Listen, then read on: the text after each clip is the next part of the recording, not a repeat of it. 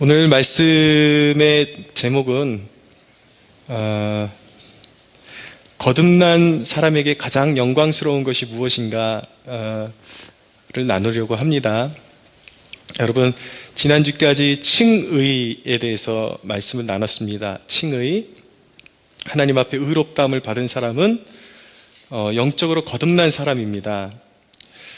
근데 문제가 무엇이냐면 오직 믿음으로만 의롭다함을 받고 구원에 이른다고 하니까 바울의 그 복음을 이해할 수 없는 사람들은, 그러면 사람들이 그렇게 전적으로 은혜로만 구원받으면 사람들이 일부러 죄짓고 하나님의 율법을 등한시하지 않겠느냐, 그런 질문을 계속 던지는 거예요. 근데 바울은 절대로 하나님의 율법을 등한시 여긴다라는 얘기가 아니라 철저하게 구원에 있어서 인간의 공로가 차지할 틈이 없다라는 것을 강조하고 있는 것이고, 그리고 그런 사람들의 오해는 거듭남에 대해서, 칭의에 대해서 올바로 이해하지 못했기 때문에 오는 그러한 오해라는 것을 그가 지금 풀어주고 있는 거예요. 오늘 본문이 바로 결코 거듭난 영혼이 율법과의 어떤 관계를 가지고 있는지 그것을 이제 설명해주고 그 오해를 풀어주는 그런 종결적인 그러한 대목이라고 말씀드릴 수가 있습니다. 자, 거듭남은 무엇입니까? 거듭남을 잘 알면은 그런 오해가 풀리는 거예요. 일부러 죄 지을 수 있다, 하나님의 법을 등한시 여길 수 있다. 거듭남이라는 것은 영혼의 변화인 것입니다. 우리의 영은 원래 죽어있던 상태였죠. 에베소 2장 1절에 보면 그는 허물과 죄로 죽었던 너희를 살리셨도다. 그때의 너희는 그 가운데서 행하여 이 세상 풍조를 따르고 공중권세 잡은 자를 따랐으니 곧 지금 불순종의 아들들 가운데서 역사하는 영이라 라고 말씀하고 있습니다. 그러니까 거듭남이라는 것은 우리의 영혼이, 죽었던 영혼이 변화받고 깨어난 사건이에요. 근데 그 영혼의 변화가 어디에 가장 현격하게 나타나게 되냐면 인간의 마음 속에 가장 현격하게 나타나게 됩니다. 그래서 마음의 성향이 거듭나면 완전히 예전과 다른 성향으로 변하게 되는 거예요. 죄를 추구하는 성향에서 하나님을 추구하는 성향으로 바뀌게 된 것입니다. 이게 있어야 거듭남이에요. 여러분들이 이 설교를 들을 때 여러분들 스스로가 거듭난 사람인지 잘 점검해 보십시오. 영혼이 변화된 사람이에요, 거듭남은. 두 번째는 무엇이냐면 거듭남은요, 하나님의 법이 그의 마음에 심겨진 것입니다. 거듭난 사람 안에 성령께서 오시면 하나님의 법을 그 사람의 마음 안에 심어주십니다. 그래서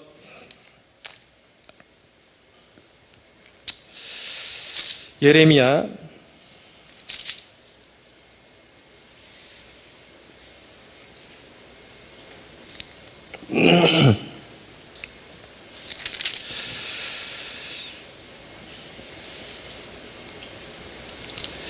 '네, 제가 이게 설교를 암송해서 하다 보면은 가끔 장절이 잘 떠오르지 않을 때가 있어요. 조금 전까지만 해도 외우고 있었던 게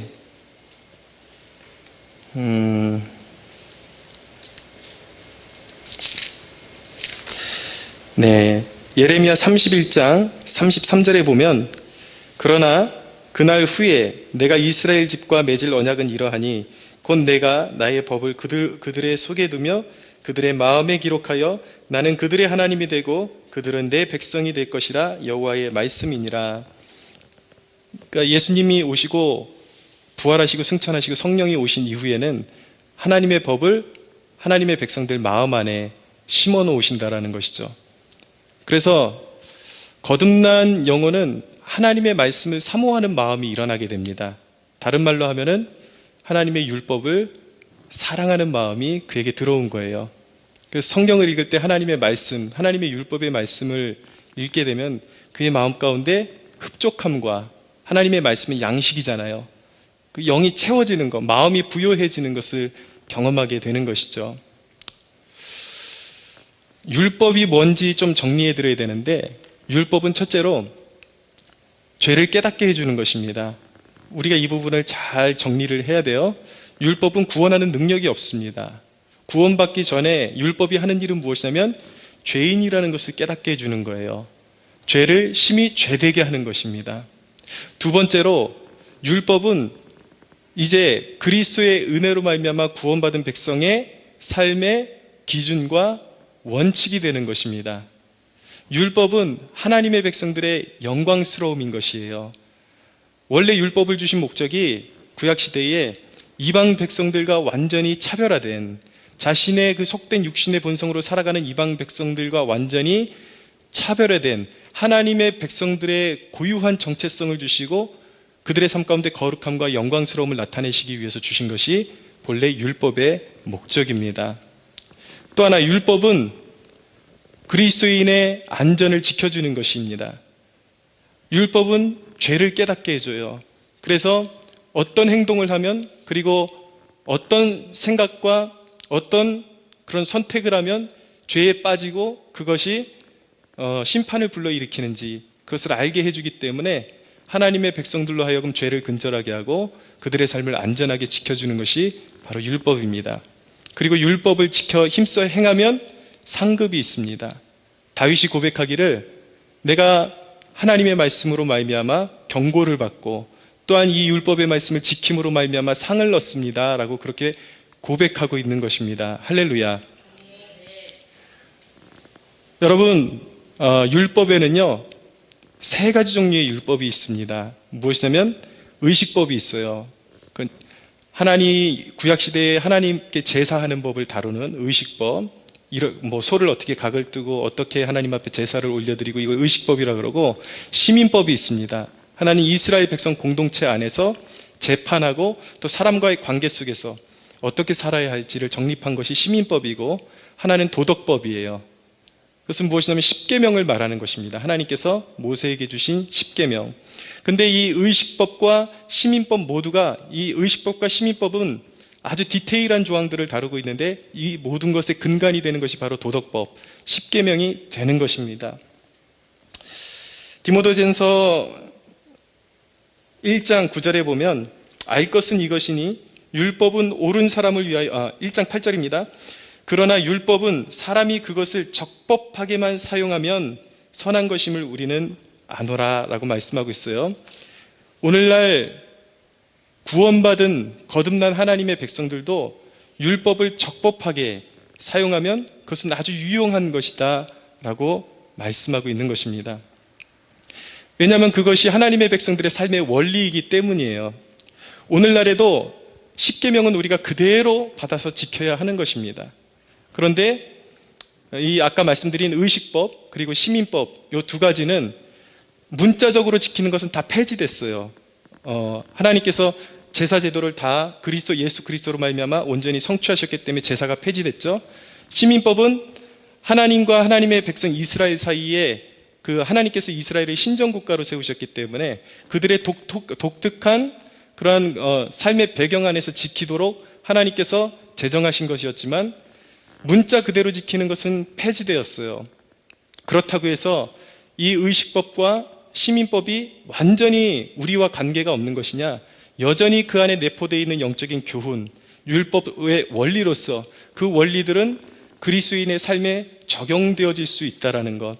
우리는 그런 모든 하나님의 율법의 그런 체계 안에서 하나님의 영적 교훈을 받아가지고 삶에 적용시킬 수 있다. 그리고 적용시키도록 부름받았다라는 것을 기억하시기 바랍니다.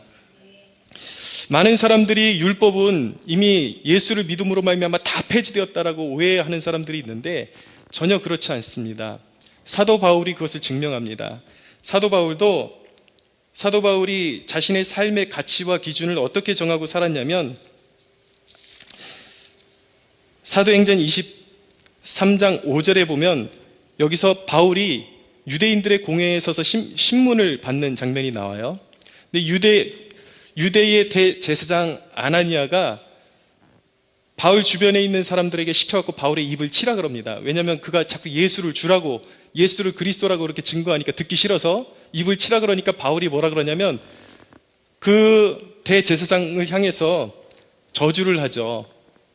그러면서 네가 율법을 범하고 죄도 없는 나를 그렇게 치라고 하느냐, 그렇게 이제 반박을 합니다.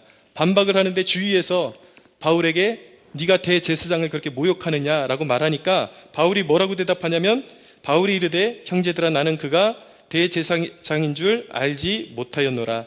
기록하였을 때 너희 백성의 관리를 비방하지 말라 하였느니라 하더라.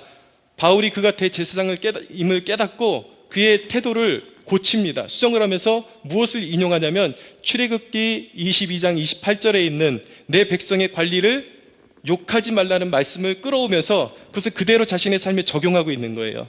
구약의 율법에 백성의 관리를, 너희의 관리를 저주하지 말고 욕하지 말라 그러니까 바울이 그 말씀을 그대로 가져와서 율법의 말씀을 적용하고 있다는 것을 보여주고 있는 것이죠.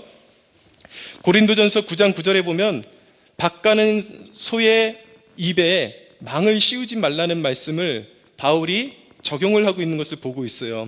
이것은 신명기 25장 4절에 있는 율법의 말씀을 시민법을 가져온 거예요, 바울이. 그런데 그 구약시대의 시민법을 그대로 적용하는 것이 아니라 신약의 은혜의 비달에 비추어서 그것을 해석을 합니다. 그러면서 율법의 말씀에 밭가는 소의 입에 망을 씌우지 말라는 말씀이 어찌 그것이 소를 위해서 하나님께서 주신 말씀이겠느냐, 그것은 사람을 위해서 하나님께서 주신 말씀이라고 바울이 적용하고 있는 거예요.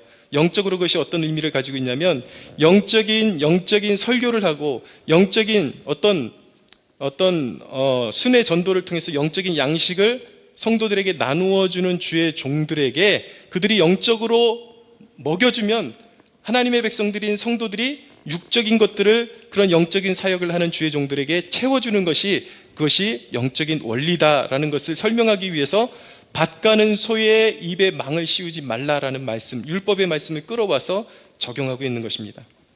정확하게 율법의 말씀을 바울이 신약의 빛에 비추어서, 은혜의 빛에 비추어서 적용하고 있다는 것을 보여주고 있는 것이죠. 구약의 제사법을 읽으면 뭐가 뭔지 잘 모르겠어요. 힘들어요, 이해하기가. 근데 정확한 것은 무엇이냐면 그것이 바로 예수 그리스도의 사역을 의미하고 있다는 것이죠. 이 제사법도 이제 소를 각을 뜨고 양을 각을 뜨고 피를 뿌리고 태워드리고 이런 의식적인 것은 다 폐지되었어요. 그런 제사는 폐지되고 우리는 하나님 앞에 모여서 이렇게 예배를 드리고 있는 것입니다. 할렐루야. 그러나 그런 제사법도 우리와 전혀 무관한 것이 아니라 거기서 우리가 성경을 읽을 때 영적인 교훈을 우리가 얻을 수 있다는 것입니다.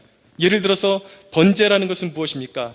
동물의 각을 떠서 그 모든 내장과 모든 것들을 불에다가 벌려놓고 태워드리는 그러한 제사를 보여주고 있는 것이죠. 그것은 바로 우리를 위한 그리스도의 희생을 보여주는 것이기도 한 반면에 이제 그리스도의 그 무한한 자신의 몸을 주셔서 우리를 값주고 사신 우리가 하나님 앞에 어떤 태도로 살아야 되는가, 그리스도께서 그러하셨듯이 우리 자신을 완전히 번제로 태워드리는 헌신의 마음으로 주님을 섬겨야 한다는 그 교훈을 우리에게 주고 있는 것입니다.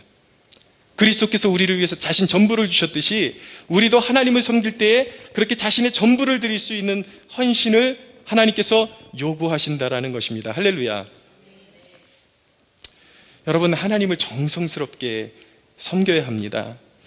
이전에 제가 알던 어떤 신앙 동료 중에 한 명은 어르신들한테 배워가지고 헌금을 내는데 이 돈을 주일날 아침에 그 약간 꼬깃꼬깃한 부분이 있으면 다리미로 이렇게 다려가지고 내는 그런 신앙 동료가 있었어요. 자, 만약에 헌금을 내는 그 방식을 누구나 다 이렇게 돈을 다려서 내야 되는 것이 하나님이 정하신 법칙이다 그러면 그것은 종교적 관습이 되어버리는 것입니다. 율법주의적인 행동이 되어버리는 것이죠. 그런 행동을 했을 때 누군가에게는 영적으로 유익이 될 수 있겠지만 그것이 어떤 공동체의 관습이 되어 있을 때는 그것이 전혀 하나님께 기쁨이 될 수도 없는 거예요. 왜냐하면 한 사람은 그것을 마음을 다해서 그렇게 드릴 수가 있는 것이고 한 사람은 관습에 의해서 그런 행동을 할 수 있기 때문이에요. 그러나 이 마음을 자신의 헌신을 더 하나님께 기쁨으로 드리기 위해서 율법의 그 교훈에서 영적인 교훈을 얻어가지고 나는 정말 하나님을 섬기더라도 정말 마음을 다해서 섬기고 싶다라고 그런 마음으로 그 사람이 율법에서 그런 교훈을 얻어서 돈을 다려서 하나님 앞에 드렸다면 그 율법적인 행실 이면에 있는 그의 그 중심, 그의 마음, 하나님을 온전히 섬기고자 하는 그 마음을 하나님께서 연락해 주시는 것입니다. 할렐루야.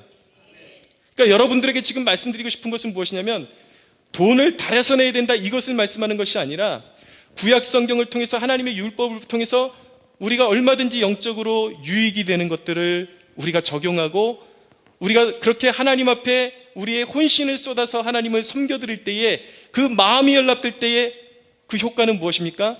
그것이 하나님과의 관계를 더 깊게 만들어준다는 것입니다. 여기서 중요한 것은 무엇이냐면 그 방법을 지금 가리키고 있는 것이 아니라 그 율법의 교훈을 통해서 하나님을 전심으로 섬기고 싶은 그 마음, 그 마음을 내 삶의 어떤 형태로 적용해서 하나님 앞에 쏟아드릴 때 그것이 하나님께 기쁨이 될 수 있다라는 것입니다. 어떤 사람들은 그럴 거예요. 그거 율법주의 아니냐, 그렇게 늘 머리로만 이해하고 그렇게 지식으로만 이해한 사람들, 여러분 결코 하나님을 온전하게 섬길 수 없습니다.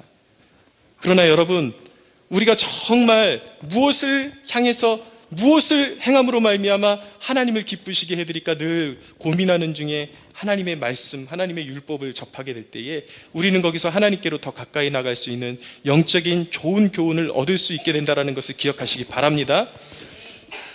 율법은요, 하나님의 선하심의 반영이에요. 하나님의 선하심이 율법에 녹아져 있는 것입니다. 그러므로 오늘날 그리스도 안에 있는 성도들의 삶의 모든 행실에도 이 율법이 저촉된다라는 사실을 기억할 수가 있어야 하는 것입니다. 율법과 그리스도인이 관계가 없는 게 아니에요. 야고보서에 있는 말씀 좀 읽어드리겠습니다.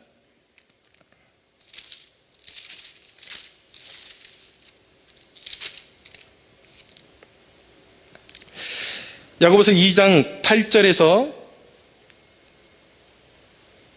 10절까지 읽어드리겠습니다. 그들은 너희가 만일 성경에 기록된 대로 내 이웃 사랑하기를 내 몸과 같이 하라 하신 최고의 법을 지키면 잘하는 것이거니와, 만일 너희가 사람을 차별하여 대하면 죄를 짓는 것이니 율법이 너희를 범법자로 정죄하리라. 누구든지 온 율법을 지키다가 그 하나를 범하면 모두 범한 죄가 되나니. 11절 12절 추가해서 읽겠습니다. 가늠하지 말라 하시니가 또한 살인하지 말라 하셨은즉 네가 비록 가늠하지 아니하였어도 살인하면 율법을 범한 자가 되느니라. 너희는 자유의 율법대로 심판을 받을 자처럼 말도 하고 행하기도 하라 라고 말씀하고 있는 거예요. 그리스도인의 삶에 복이 되고, 그리고 그리스도의 삶의 병폐가 되는 그 기준, 여전히 작동되고 있는 그 기준이 무엇이라는 말씀입니까? 하나님의 율법이 작동되고 있다는 것입니다. 웨스트민스터 신앙고백에도 그것을 동일하게 주장하고 있다는 것을 여러분들에게 말씀드립니다. G.I. 윌리엄스라는 분이 이 장로교의 헌장격이 되는 웨스트민스터 신앙고백을 해설하면서 이렇게 정리를 했습니다. 중생한 자에게도 그들의 부패를 억제하는 데 행위 언약으로서의 율법이 유용함은 그것이 죄를 금하기 때문이다. 그리고 율법의 경고들은 비록 중생한 자들이 율법에 경고되어 있는 저주로부터는 해방되어 있지만 그들이 지은 죄들로 인하여 마땅히 받아야 하는 것이 무엇이며 또한 이 생에서 어떠한 고통들을 기대해야 하는가를 보여주고 있기 때문이다. 역시 마찬가지로 율법의 약속들은 하나님께서 율법에 순종하는 것을 얼마나 기뻐하시고 또 율법을 성취하는 때 그들에게 어떠한 축복들을 주시는가를 보여주고 있기 때문이다 라고 말씀하고 있는 것입니다. 사랑하는 여러분, 구원받은 백성들에게도 율법이 삶의 기준이 되는 것이고, 하나님의 선하심의 그 기준이 되는 율법을 벗어나서 죄를 습관적으로 범하게 되면 이 땅에서 하나님의 형벌을 끌어들일 수가 있고, 이 땅에서 하나님의 법을 기뻐하고 즐거워하고 순종하면 그것이 축복으로 이어진다는 것을 기억할 수 있게 되기를 바랍니다. 여러분, 성령 충만이라는 것은 무엇입니까? 성령 충만은 내가 그리스도를 사랑하기 때문에 그 그리스도를 사랑하는 그 사랑 안에서 주의 계명을 사모하는 거예요. 단순히 어떤 법을 지키는 것이 아니라 그것이 주님의 계명이기 때문에 주님과 더 가까워지기 위해서, 성령 충만은 주님을 더 추구하기 위해서, 주님을 더 소유하기 위해서, 주님으로 더 채워지기 위해서 주님의 계명을, 주님의 말씀을 사모하게 된다는 것입니다. 할렐루야. 다윗이 바로 그런 사람이었어요. 모든 삶 가운데 주의 율법을 사모하고 흠모하는 삶을 살았던 사람이었습니다. 다윗이 얼마나 주님의 율법을 사모하고 사랑했는가. 시편 119편 33절로부터 35절까지 이렇게 말씀합니다. 여호와여, 주의 율례들의 도를 내게 가르치소서. 내가 끝까지 지키리이다. 나로 하여금 깨닫게 하여 주소서. 내가 주의 법을 준행하며 전심으로 지키리이다. 나로 하여금 주의 계명들의 길로 행하게 하소서. 내가 이를 즐거워함이니이다.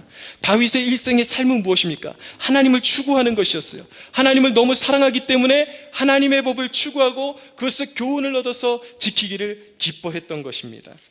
103절에 보면 주의 말씀의 맛이 내게 어찌 그리 단지요, 내 입에서 꿀보다 더 다니이다. 다윗에게는 하나님의 말씀, 하나님의 율법의 말씀이 꿀송이보다도 더 단 말씀이라고 그렇게 고백하고 있는 거예요. 말씀을 묵상하고 그는 그의 말씀을 행하기를 기뻐하고 그 말씀을 수여하시는 하나님을 즐거워하는 사람이었어요. 그러나 여러분, 다윗은 하나님의 율법을 면밀히 살피고 연구하고 삶에 적용하기를 기뻐하는 사람이었지만 오늘날 말하는 율법주의와 같은 그런 사람이 아니었습니다. 얼마나 그의 마음 가운데 감동이 있고 뜨거움이 있고 하나님의 교훈을 받아서 그의 마음이 하나님을 향한 열정으로 충만했는지, 그는 하나님을 생각하면 너무 기뻐서 춤을 덩실덩실 칠 정도였어요. 하나님의 법궤가 들어올 때에 그는 가만히 앉아서 하나님을 맞이할 수가 없었어요. 가만히 앉아서 예배할 수가 없었어요. 그게 다윗의 예배자의 모습이었어요. 춤을 추고 그 말씀이 그의 심령 가운데 역사하고 적용이 되어지고 주님을 사랑하게 되고, 그것이 다윗의 신앙이었던 것입니다. 그가 하나님이 그렇게 사랑하고 그가 하나님을 그렇게 예배하기를 기뻐했기 때문에, 말씀을 기뻐했기 때문에, 여러분, 성경은 무엇이라고 기록하고 있습니까? 다윗이 가는 곳마다 이겼더라 라고 선포하고 있는 것입니다. 할렐루야. 하나님의 말씀을 사랑하고 하나님의 율법을 내 삶에 적용하고 딱딱하게 굳어진 심령이 아니라 그 율법의 말씀을 통하여 주님을 뜨겁게 사랑하게 될 때에 하나님께서 우리의 삶을 두르시고 승리의 길로 이끄신다라는 것을 기억하시기 바랍니다. 그런데 여러분, 문제는 무엇입니까? 율법 아래 살고 있던 다윗이 성령의 조명을 받아서 지금 우리 시대 은혜 아래에 있는 사람들보다 더 뜨겁게 주님을 사랑했다라는 것.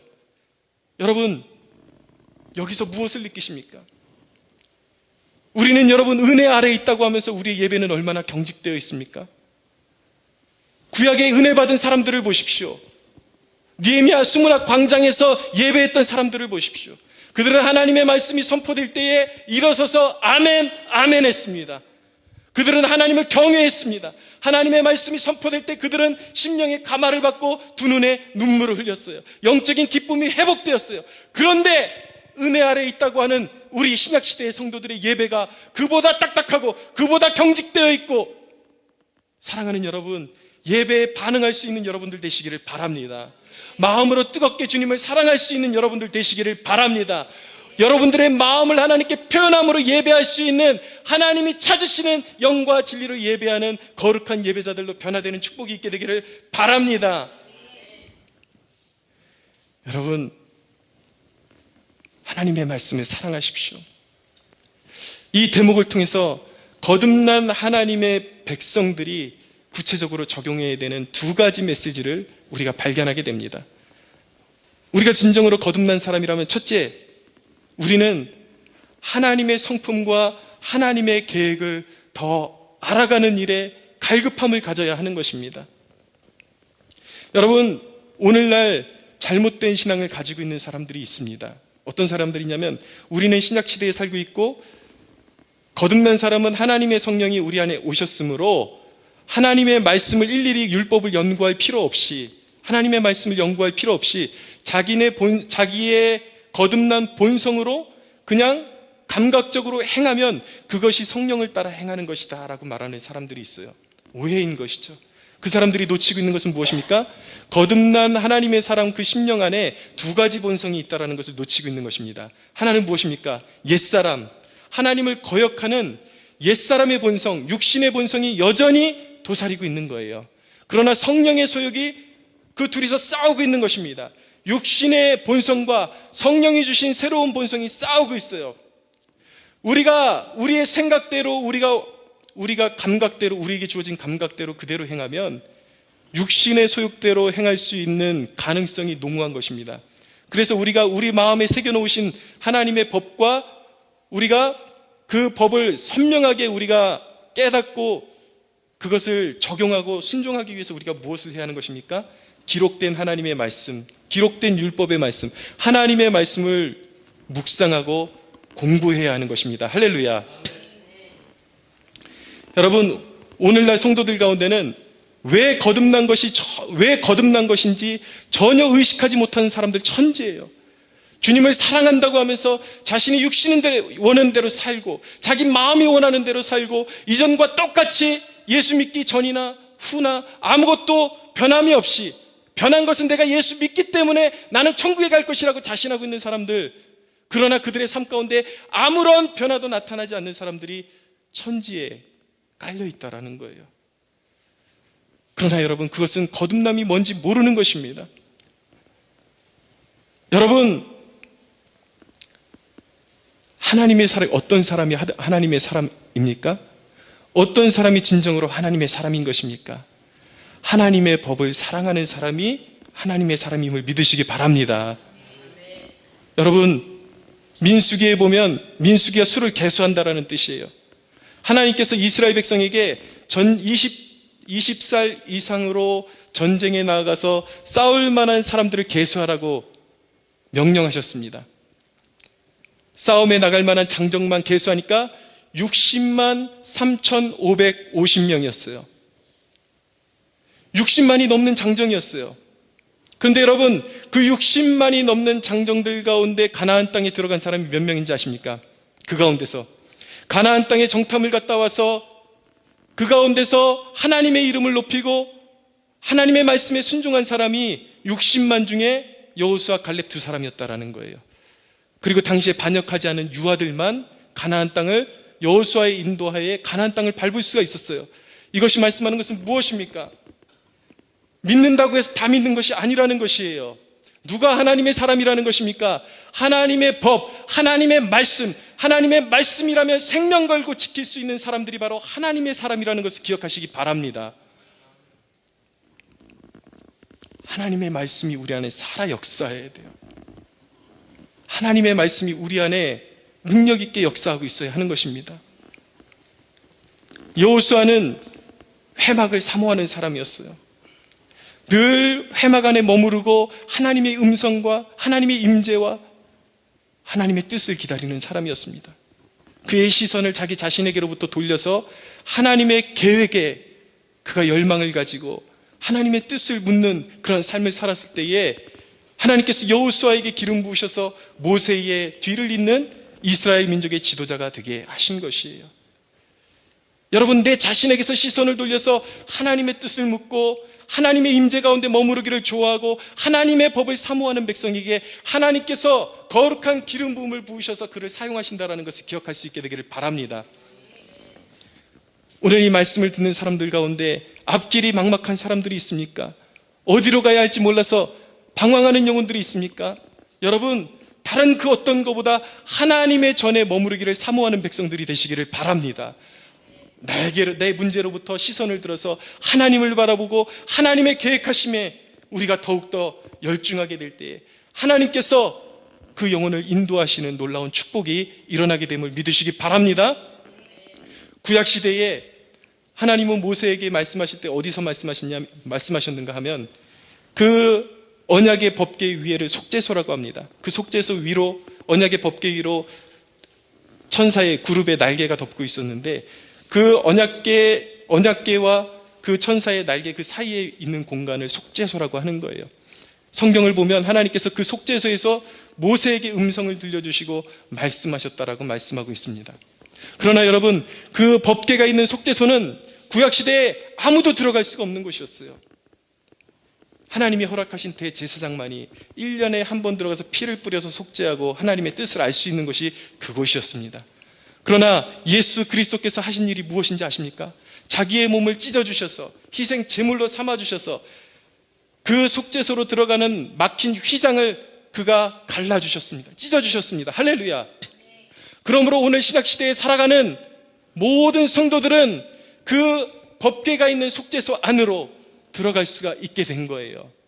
여러분, 이것이 의미하는 것이 무엇인지 아십니까? 이것이 얼마나 큰 축복인지 여러분들 깨닫고 계십니까?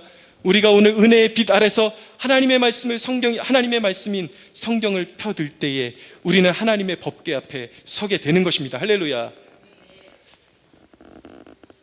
그 하나님의 법궤에서, 하나님의 속죄소에서 우리가 하나님의 말씀을, 성경을 펴들고 귀를 기울일 때에 하나님의 음성이 들려오는 것입니다. 하나님께서 우리에게 말씀을 걸어오시는 것입니다. 할렐루야.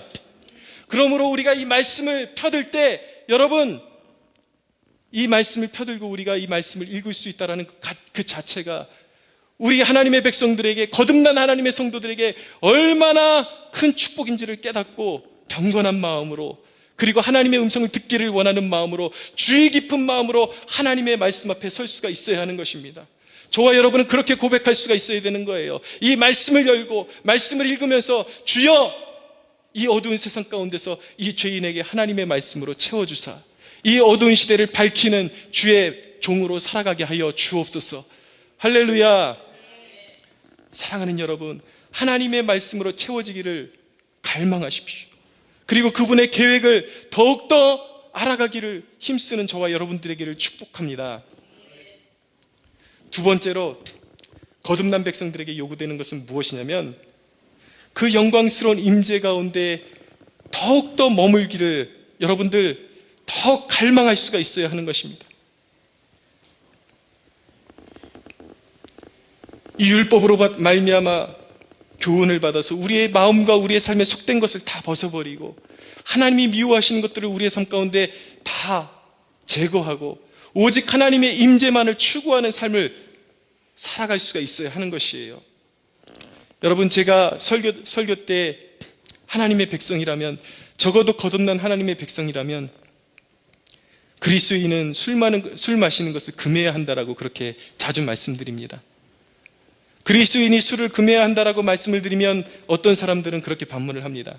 목사님은 율법 아래에 있습니까? 그 율법주의 아닙니까? 예수님께서 우리를 자유케 하셨는데 아직도 금주를 말하다니 시대에 뒤떨어진 것 아닙니까? 라고 말하는 사람들이 있어요. 아니요. 그러나 여러분, 은혜 아래에서 진정한 은혜를 맛본 사람들은 하나님의 거룩하심을 더 추구할 수밖에 없다는 것을 깨달으셔야만 하는 것입니다. 제이미 모건이라는 분이 있어요. 이분은 알코올 중독자였어요. 자기가 알코올 중독에서 깨어나고 나니까 이분이 고백하는 것은 무엇이냐면, 자기의 인생 가운데 하나님과 자신의 관계를 가장 가로막고 있던 것이 바로 알코올이었다는 것을 그가 깨닫게 된 것입니다. 그래서 그가 지금 하나님의 백성들에게 그리스도인이 알코올을 금해야 하는 50가지 이유라는 것을 이제 그가 기고를 했는데, 거기에 몇 가지 인상적인 대목이 무엇이냐면, 그가 이렇게 말하고 있습니다. 하나님은 거룩하시지만 알코올은 거룩하지 않다. 알코올과 기도는 하나가 될 수가 없다. 알코올과 말씀은 하나가 될 수가 없다. 그리스도인이 술을 마시는 모습을 세상 사람들에게 보여줄 때에 그것은 세상 사람들에게 그리스도인에게 있어서 예수 그리스도만으로 충분하지 않다라는 메시지를 주는 것과 같다라는 것입니다.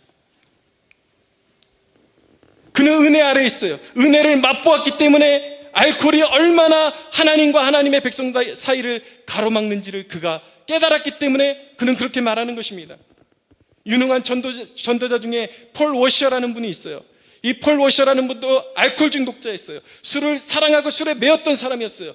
그가 성령 받고 은혜 아래로 깨어나고 보니까 하나님의 법을 어둡게 하고 하나님께서 주시는 총명을 가장 어둡게 하고 하나님의 뜻에 가장 둔감하게 하는 것이 무엇인가? 그것이 알코올이라는 것을 그가 알게 된 거예요.